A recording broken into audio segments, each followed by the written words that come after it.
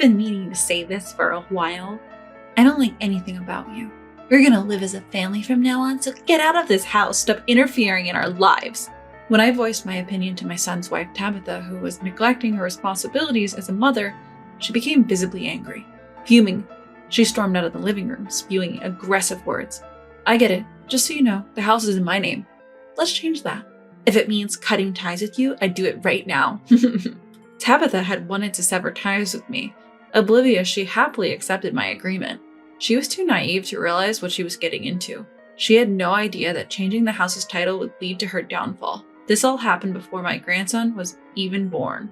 My name is Emily. I work as a CPA and I'm a career-oriented woman. My family consists of just my son. My husband passed away from illness shortly after my son was born. He was a man of strong principles, and I was utterly devoted to him. When he died, I was devastated and even thought of ending my life. However, my son Lucas became my only treasure and gave me a reason to live. He's like a ray of sunshine, reminding me that I need to protect him. And that's what inspired me. My son had always been my rock. It wasn't that he did anything special for me, but his passionate cries for me, his mother, gave me the strength to keep going until today. Now he's a grown man, a member of society. He studied like mad, even landing a job at a big corporation. As a mother, I couldn't be prouder of how he's turned out. Then, when he was 26, he married Tabitha, his long-time girlfriend. They moved into a brand new house and he began suggesting I should move in with them. Don't you think it'd be awkward if I lived with you? Newlyweds and all? Tabitha and my son came over. During our casual conversation, Tabitha answered my question. Actually, I was the one who asked Lucas. I really wanted to live with you. Tabitha, you're such a good person. Lucas is lucky to have you. Hey mom, don't overstep. Based on those heartfelt words from her, I was genuinely touched. Tabitha, a dependable person, is 6 years older than my son. As an older wife, her assertive no-nonsense demeanor really won me over, but she was also considerate and pleasant. I had no worries about moving in with them. It seemed like it would be a bright and enjoyable life, so we began our life together. Everything was smooth sailing initially. However, things took a sudden turn. Soon after moving in, Tabitha got pregnant. We were all thrilled. Citing health reasons, Tabitha quit her part-time job, and she decided to be a homemaker, supporting the household. My son continued to work hard, and I also contributed while working. And then finally our grandson was born. We all thought, now let's give it our all as family. But then, my son got unexpected news. His company was expanding globally, and he had to go overseas to support a new branch for a few years. The timing couldn't have been worse. My son was heartbroken. I want to stay here. I still want to be with my kid. Despite his lament, off he went overseas. So that left the three of us, Tabitha, my grandson, and me. When my colleagues asked me if I wasn't uneasy about staying alone with my daughter-in-law, I never had such thoughts. With a kind Tabitha and a cute grandson, we could manage. Or so I thought, content. Little did I know, I'd regret that relief. Tabitha had been severely sick during her pregnancy and hadn't been able to do any housework. Luckily, I lived with them and took over the chores, but perhaps that was a mistake. Even after our grandson was born, Tabitha didn't lift a finger around the house. Worse, she would often spend her days aimlessly, not even properly looking after our grandson. Finally, I had to confront her. Tabitha, you're a mother now. Do you have any sense of responsibility? On that particular day, Tabitha was about to leave the house, leaving our grandson with me again. I stopped her at the entrance and took her to the living room for a serious chat. Don't I always look after him while you're not around? Can I take a break sometimes? A break? You're out almost every night. I'm not a maid or a babysitter, you know. I get it. But hearing a baby cry all the time gets to you. Can't I have some freedom? I felt a surge of irritation at Tabitha's scoffing tone, but showing my emotions might only aggravate her more. This was a dangerous path. I couldn't even face my son, who trusted me with his home, if she decided to neglect her duties as a mother. Something had to change. Taking a deep breath, I calmed my emotions. Trying to sound reasonable, I carefully choose my words for Tabitha. Could you maybe go out a bit less often? I have a job too, you know. I can't afford to be out and about every day. I make my request as humbly as possible, attempting to find middle ground, but she just starts laughing at me. Don't act like your job is so draining. I'm the one who's tired from taking care of the child. You're living here because of me, so show some consideration. I later realized she never understood what my job as a CPA entailed. Although I'd explained it when she first joined the family, it seems she never really got it. Probably assumed it was some run-of-the-mill office gig. This conversation made it pretty clear she thought anyone could do my job. You should be thanking Lucas for even allowing you to live here, so please pull your weight a little. I don't have time to work. I raised an eyebrow at her comment as if she's the one bringing in the money. Our life is financed by my son, her husband. She probably thought otherwise. That was a big mistake. My son's income went straight into savings for our grandson, because I'd offered to support that. The day before going abroad, my son and I had a discussion. I'll cover your living expenses too, Mom. I declined my son's generous offer. Just living together was enough for me to be grateful. I'd handle all the costs, living expenses, mortgage, everything. I let him know that he should save his money for my grandson's future, but telling this to Tabitha might make her uncomfortable. So I had asked my son to keep this a secret. So in Tabitha's eyes, I was just a parasite, contributing nothing to the house and relying on my son. That's probably what she thought. As days went by, Tabitha's attitude became increasingly arrogant, and she started to look down on me more and more. Life went on like this, and by the time my grandson turned 3, I had entered my 50s and started to feel my body deteriorate. I was worried that if this lifestyle continued, I might hit my breaking point. Just when I was struggling with what to do, my son mentioned that his overseas assignment might be coming to an end soon. I'll be seeing you soon, so hang on, Dad's doing his best. My son would talk to his son daily with video calls. My grandson's development was slow at this point. He still struggled with speech. Despite that, he would lovingly express himself sometimes, uttering the word Papa or using gestures. Both my son and I were totally smitten with him. However, Tabitha seemed uninterested, always fiddling with her phone next to us. Talking about her issues with my son overseas was hard, so each day was filled with worries. Then, something happened. I got home late one day, too late to prepare dinner. I thought surely she'll take care of things just for today. As I parked my car, I could hear my grandson's crying from outside the house. I rushed inside to find the laundry undone. My grandson, still in his diaper, was scratching his bottom and crying for a change. Where was Tabitha? I looked around and spotted her lazily asleep on the living room sofa. I couldn't believe she'd sleep while our grandson was crying like that. In sharp contrast to my wailing grandson, Tabitha snored away, clearly deep in sleep. Stress and exhaustion from work had reached a breaking point, so I forcibly woke her up. Wake up! What are you doing? Stop yelling at me, you're too close. As I yanked the blanket off of her, Tabitha groaned and clicked her tongue. Stretching and yawning, she sat up lazily. Her lethargic demeanor really got under my skin, my own frustration reaching new heights. How could you sleep while the child is crying? I'm tired too, okay? Don't yell right after I wake up. I can hear you, you know. Tired? What are you tired from? You don't even do anything around the house. I'm taking care of the kid, aren't I? You don't know anything, so why are you acting like you're so great? Tabitha, clearly in a bad mood, glared at me and snapped her words. Feeling my clenched fist tighten even more with her attitude, I was about to retort. But then my grandson tugged at my pants, signaling that his diaper was uncomfortable. Snapping back to my senses, I decided to leave Tabitha be for now. I focused on changing my grandson's diaper. Sorry, buddy, I bet that felt itchy. I'll change you right away. My tone was night and day compared to how I spoke to Tabitha, soft and tender as I changed the diaper. Yet even after the diaper change, my grandson kept crying. Confused, I then remembered that Tabitha had been sleeping. Could it be you haven't eaten either? Not sure if my grandson would understand, I asked him anyway. It seems like my grandson is frustrated by his inability to speak, as his tears show no sign of stopping. However, in an earnest attempt to communicate his feelings, he rubs his little tummy in circles, making a gesture to indicate he's hungry. Angry but holding it back, I rushed to prepare some food. Once he was finally eating, he laughed innocently while watching TV. I finally felt at ease. I sat down and collapsed onto the table. Today had been exhausting. Why do I have to go through all this? It's all because she won't take care of the house or the kid. The forgotten anger surged back within me. To make matters worse, I heard Tabitha's voice coming from upstairs. Is this for dinner? There's no meat? She grimaced at the fish-centered meal and started complaining. Something snapped at me and I told her to sit down. We need to talk. Sit. Is this going to take long? I was about to go. Sit down now. I rarely raised my voice, but this time I yelled, causing Tabitha to flinch momentarily. Thankfully, my grandson was engrossed in TV and didn't notice. Tabitha reluctantly sat, complaining as she did, and I laid into her. I won't tell you to stop going out or to stay home all the time, but you've been exceedingly indifferent towards your child. Indifferent? That's a bit much. I'm not ignoring him. I was just tired and took a nap today. Being tired because you've been out at night, of course you'd be drained during the day. Why do I have to be lectured for just taking a small nap? Do you even realize the time? It's already 9 p.m. Sleeping is not an option right now. Well, it's done and there's nothing we can do about it. She had been quietly listening at first, but it was clear her patience was wearing thin. Her tone changed, and she began to glare and argue back. Do you even feel like a mother? He is your son, you know.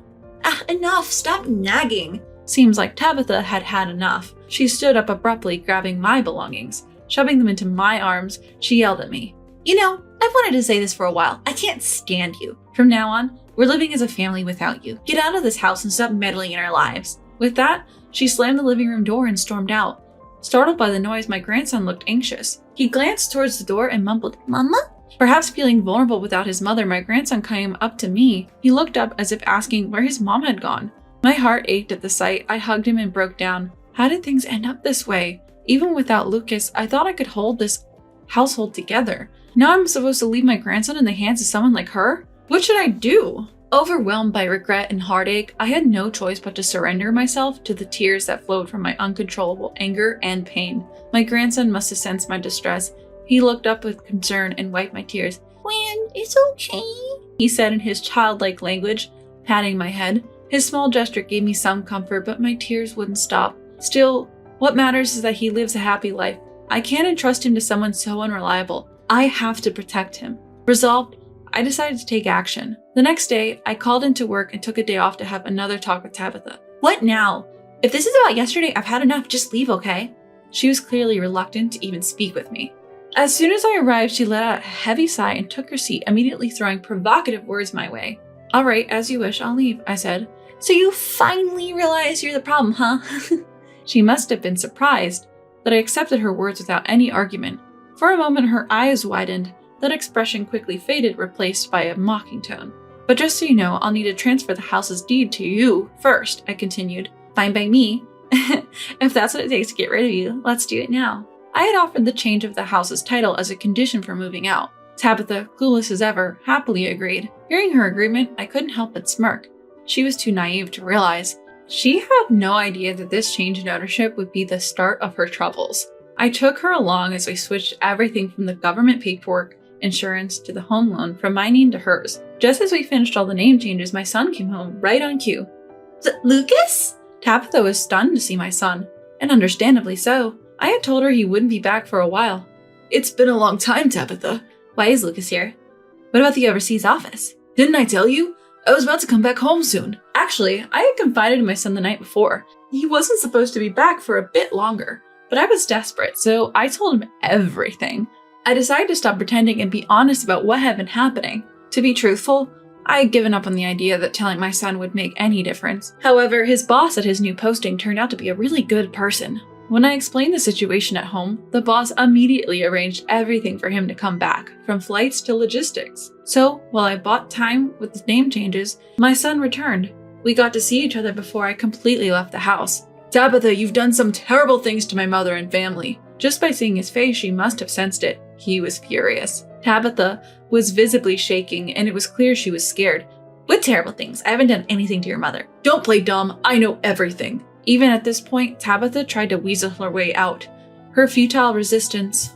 As I had those thoughts, my son seemed to speak for me as he looked down at her with a big grin. Standing tall with his arms crossed, he exuded authority. The force he projected while looking down from his 6-foot height was overwhelmingly strong. Look, you've got it all wrong. Mother-in-law, you've never contributed financially, but you're always nagging.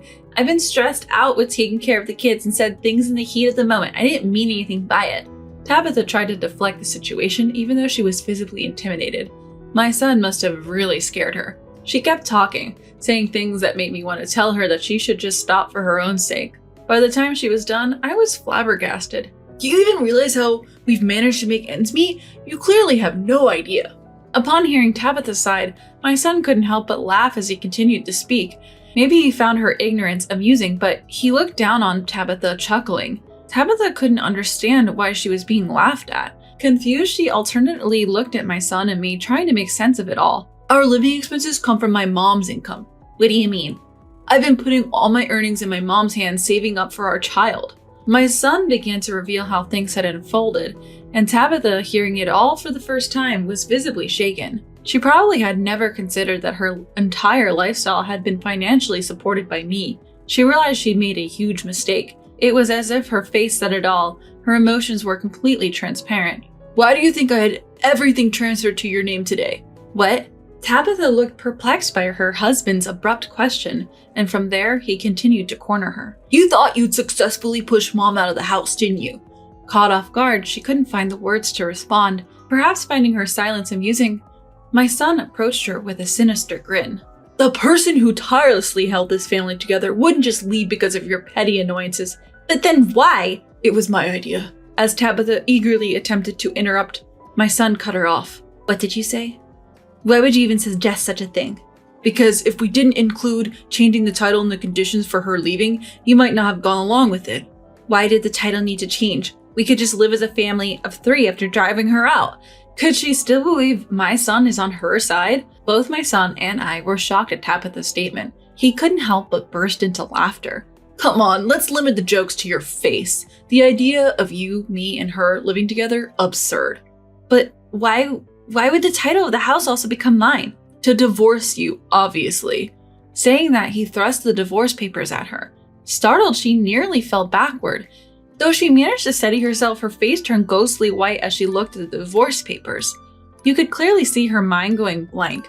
There's no way I could leave this child and my mother in your care. Continuing as a married couple is utterly impossible. Well, wait, this is totally unreasonable. Unreasonable? You're the one using that word? Reflect on what you've done to my mother. At the word unreasonable, my son's anger exploded. My son yelled at her, channeling all the anger he had ever felt. You were a mistake. I should have never trusted you with my mom and our kid. From now on, I'm the one who'll protect them. We're done as of today. But my savings belong to me. Perhaps realizing she couldn't push any further, Tabitha shifted her focus to the money. She began demanding my son's assets in the divorce settlement. I couldn't help but sigh at her audacity. I decided to explain why I had been covering their living expenses. Why do you think I've been paying for living expenses while Lucas saved his money? What? All the accounts under my grandson's name were set up by me. What are you talking about? I don't understand. Clearly, Tabitha was perplexed. In a divorce, child savings can sometimes be considered marital assets.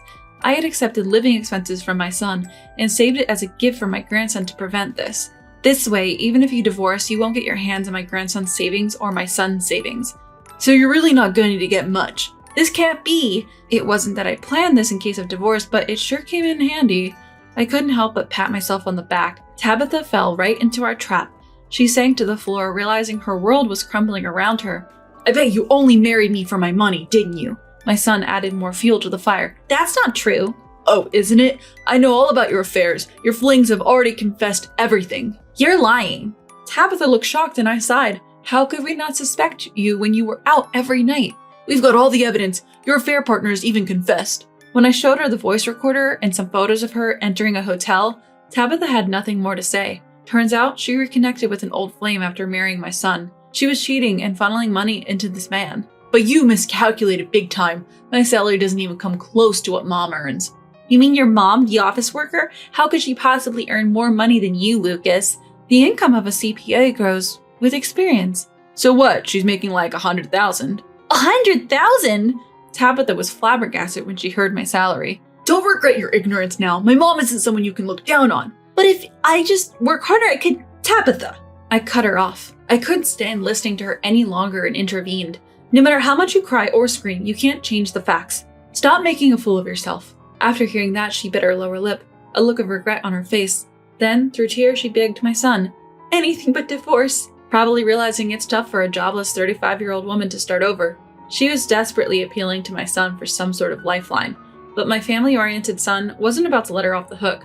You're gonna pay for this, he said. And he did just that. He filed for divorce, mediation against her unwillingness, and he made claims for emotional damages I had suffered, and even for child neglect concerning our grandson. Thanks to that, she found herself buried in debt. With a home loan still to pay, it seems she had no choice but to declare bankruptcy. I'm not sure what happened to her after that, but rumor has it she's scraping by on TANF. Time has passed, and now I'm 76 years old. I'm living with my son and grandson, and this spring, my grandson is getting married. I'm marrying a woman who's strong and kind, just like you, Grandma, he told me, his face breaking into a shy smile. Seeing my grown-up grandson, tears flowed down my cheeks as I wished for their continued happiness.